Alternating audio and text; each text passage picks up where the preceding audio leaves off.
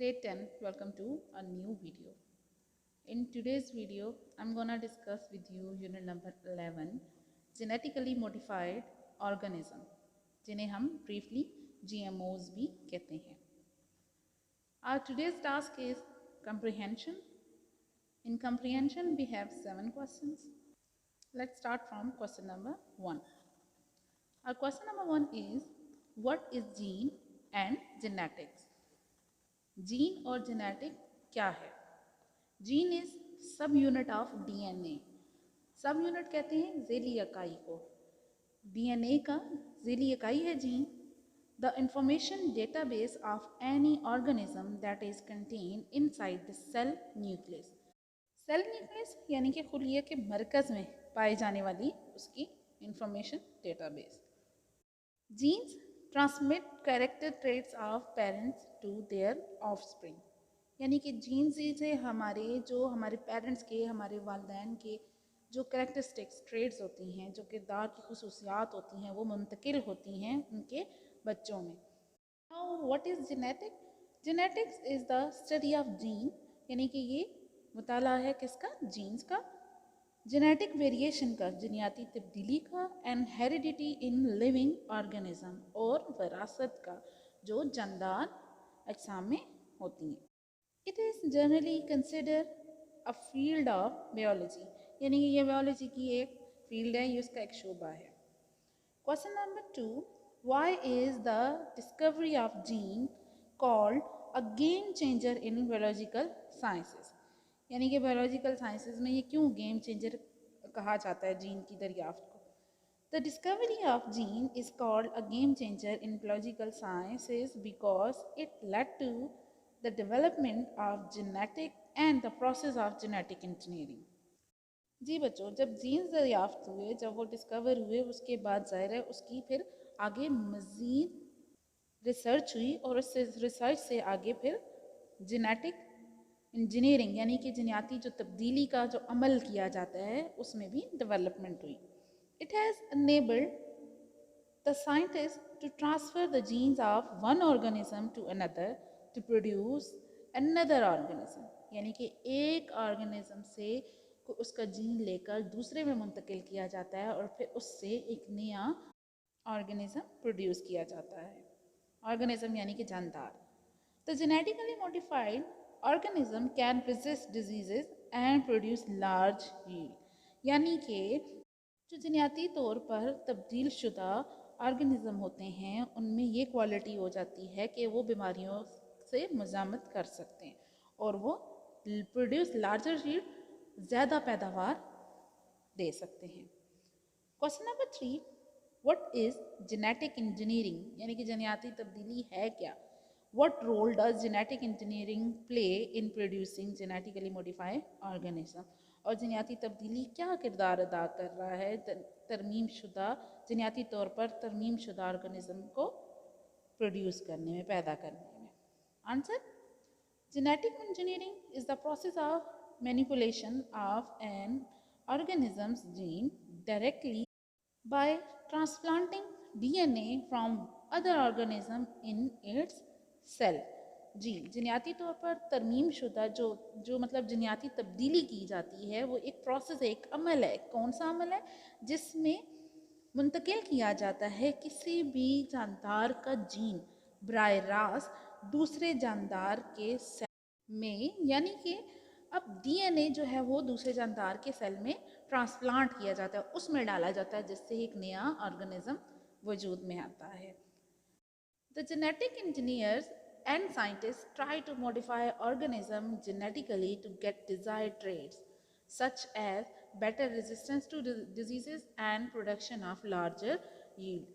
Dear students, साइंसदान और genetic engineer जो हैं वो इस कोशिश में लगे हुए हैं कि वो जीनियाती तौर पर ऑर्गेनिज्म को इस तरह चेंज कर लें कि वो उनके जो मतलूबा खसूसियात, वो जो साइंटिस्ट चाह रहे हैं, जो उनकी डिमांड है, वो फुलफ़िल हो जाए. यानी कि वो उससे मतलूबा डिज़ायर हासिल कर लें, यानी कि वो बीमारियों के ख़िलाफ़ मज़ामत कर सकें. यानी कि किसी अगर आम पे बीमारी का कोई अटैक होता है किसी भी जानदार पर, तो वो उसका उतना असर ना ले, बल्कि उसके मुकाबला कर सके, और साथ ही वो ज़्यादा लार्जर यील्ड यानी कि ज़्यादा पैदावार दे सके। अब question number 4 is name some GMOs and describe their characteristic by showing how they are different from naturally occurring organism। जी स्टूडेंट्स, यानी कि GMOs, कुछ GMOs को डिफाइन करें, यहाँ पे उनके नाम बताएं और साथ ही उनके करेक्टरिस्टिक भी शो करें और बताएं कि how they are different from naturally occurring organism, जो कुदरती तौर पर जो अपने जो कुदरती जो फितरत के जो असूल हैं उनको फॉलो करके जो चीज़ प्रोड्यूस होती है उससे और जो जेनेटिकली प्रोड्यूस होती है उसमें क्या डिफरेंस है। Answer, the first genetically modified plant was produced in 1983। जी, सबसे पहले जो प्लांट बनाया गया था, पौधा जीनियाती तौर पर तरमीम शुदा जो पौधा बनाया गया था, पैदा किया गया था, वो 1983 में था। उसमें क्या किया गया था, using an antibiotic resistance tobacco plant. हाँ जी, टोबैको प्लांट उसमें यूज़ किया गया था। Plant Starlight Avatar is the first genetically engineered plant that is able to give light. जी, अब इस प्लांट की ये क्वालिटी थी कि ये लाइट देता था। Similarly an insect production gene called Bacillus thuringiensis, जिसे BT भी कहते हैं, has been transferred to several crops such as cotton, potato and corn in order to repel pest। इसी तरह क्या किया गया था कि हशरात से बचने के लिए, महफूज रखने के लिए एक जीन जिसे BT कहते हैं वो भी बनाया गया था और उसे ट्रांसफ़र किया गया था कई क्रॉप्स में, कई फसलों में, जिसमें कॉटन थी, पोटैटो था एंड कॉर्न यानी कि रुई की जिसे कपास कहते हैं, पोटैटो आलू की एंड कॉर्न और मकई की, in order to repel pest, वबा से बचने के लिए। Tomato genes have been modified. अब टमाटर के जीन को भी तरमीम की गई थी, उनमें भी तब्दीली लाई गई थी, so that the fruit can stay on the wine for a long time, यानी कि वो उस बेल पर काफ़ी टाइम तक वो फ्रूट जो है वो लगा रहे, एंड डेवलप मेच्योर फ्लेवर, और उसका अच्छा जायका हो। Question number 5, write at least 2 merits and 2 demerits of GMOs। Answer, some merits and demerits of GMOs are as under। सबसे पहले हम उनके merits डिस्कस करते हैं। Number 1, increase resistance to disease, larger yield and greater nutritional content। हाँ जी, क्या क्या कि वो बीमारियों से बच सकते हैं, उनमें ये एबिलिटी इंक्रीज़ हो जाती है ये कि वो बीमारियों का मुकाबला कर सकते हैं, ज़्यादा पैदावार दे सकते हैं और उनमें न्यूट्रिशन कंटेंट, नशोनुमा के अज्जा भी ज़्यादा होते हैं। Number 2, eradication of many hereditary disease, और जो विरासत में उन्हें बीमारियां मिल रही थी उनका भी उन्होंने खात्मा किया। डीमेरिट्स देखते हैं, unpredictability of the behaviour of alter genes, यानी कि जो तब्दील किया गया है जीन, उसका जो बिहेवियर है, बर्ताव है, वो उसकी पेशन गोई नहीं की जा सकती, नहीं बताया जा सकता कि वो इस तरह ही बर्ताव करेगा, वो चेंज भी हो सकता था। End of the bacteria, plants and animals, ना सिर्फ जीन का बल्कि बैक्टीरिया, प्लांट्स और एनिमल्स का भी। Number 2, genetically modified plants or animals could interbreed with wild population, creating problems such as population explosion or crashes or offspring with dangerous traits। जी, जीनाती तौर पर तरमीम शुदा जो प्लांट्स या एनिमल्स यानी कि पौधे या जानवर हैं वो नस्ल कशी कर सकते हैं दूसरे जंगली आबादी के साथ, जिससे क्या हो सकता है कि बहुत से प्रॉब्लम क्रिएट हो सकते हैं, आबादी में इजाफा हो सकता है, या ऐसे बच्चे हो सकते हैं जिनकी खसूसियात बहुत ही डेंजरस हों, ख़तरनाक हों, जिनकी आदत बहुत ख़तरनाक हों। Question number 6, what in your opinion will be the affect of GMOs on our lifestyles and environment in future, यानी कि GMO का क्या असर हो सकता है हमारे ख्याल में हमारी ज़िंदगियों पर, हमारी तर्ज ज़िंदगी पर और माहौल पर फ्यूचर में, फ्यूचर यानी कि मुस्तकबिल में। आंसर देखते हैं। At present we use GMOs available in market, यानी कि हमें मार्केट में आसानी से मुयसर GMOs हम उनको इस्तेमाल कर रहे हैं। These have made our life easy and comfortable. इससे हमारी ज़िंदगियाँ आसान और आरामदेह होगी. These GMOs seem to be useful, but in future they may have some dangerous repercussions too.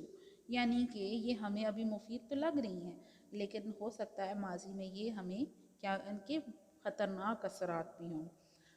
Like unpredictability of the behavior of altered genes, पहले भी discuss किया है. अनवांटेड करेक्टरिस्टिक, ना चाहती खसूसियात, यानी कि जो हमें डिमांड ही नहीं, जो हम चाहते ही नहीं है, उनमें वो खसूसियात डेवलप हो जाएं. हेल्थ प्रॉब्लम, सेहत के मसाइल, प्रॉब्लम्स ऑफ ओवुलेशन, एक्सप्लोजन और offspring with dangerous traits are some of concern. यानी कि आबादी के मसाइल हो सकते हैं और जो बच्चे हैं विद डेंजरस ट्रेड्स यानी कि वो ख़तरनाक खसूसियात वाले भी हो सकते हैं. Question number 7, have you ever used genetically modified food? क्या आपने जनियाती तौर पर तरमीम शुदा खाना कभी खाया है, खुराक कभी ली है? Give your suggestions and solution for the safe use of genetically modified foods. जी हाँ, हमसे हमारी सजेशन मांगी गई हैं इसमें कि हम अपनी सजेशन दें कि इनको हम कैसे एक सेफ तरीके से इस्तेमाल कर सकते हैं और उसका हल क्या है. Answer, Yes, I have used GMOs like garlic, crabs and tomatoes. जी हाँ, हमने इस्तेमाल कर रखी हैं GMOs. अब बहुत सी हमारी आजकल की तो ज़िंदगी में बहुत सी ऐसी चीज़ें हैं जिनका हमें पता भी नहीं है कि वो जेनेटिक तौर पर तरमीम शुदा हैं, वो GMOs हैं. क्योंकि जो उनके बनाने वाले मैन्युफैक्चरर जो होते हैं वो उसके ऊपर कोई लेबल नहीं लगाते, जिससे हमें पता ही नहीं है कि वो GMOs हैं कि नहीं. लेकिन यहाँ पे उन्होंने हमसे वो पूछा है जो हमें पता है. तो वो गार्लिक, ग्रेप्स एंड टमाटोज जो हैं वो ऐसे हैं जो हम GMOs के अकॉर्डिंग यूज़ कर रहे हैं, यानी कि जनियाती तौर पर तरमीम शुदा क्रॉप्स हैं. I have found them up to required standard. और हमें पता भी नहीं चलता कि उनके टेस्ट में कोई फ़र्क नहीं लग रहा होता, हमें वो बिल्कुल सेम लग रहे होते हैं. Suggestions are as under. Number 1, quality of the product should be ensured, यानी कि उसकी क्वालिटी पे कोई कंप्रोमाइज़ ना किया जाए, उसकी खसूसियात, मेयार सब कुछ ठीक होना चाहिए. Number 2, avoid factory frame animals products, यानी कि जो एनिमल जो फैक्ट्रीज़ में बनते हैं जैसे मुर्गियां हैं, बहुत ही ज़्यादा हम उनको यूज़ करते हैं और वो फैक्ट्री प्रोडक्ट है, तो वो कह रहे हैं इस चीज़ को अवॉइड करें. Post market monitoring should be adopted for evaluating the safety of GMOs food.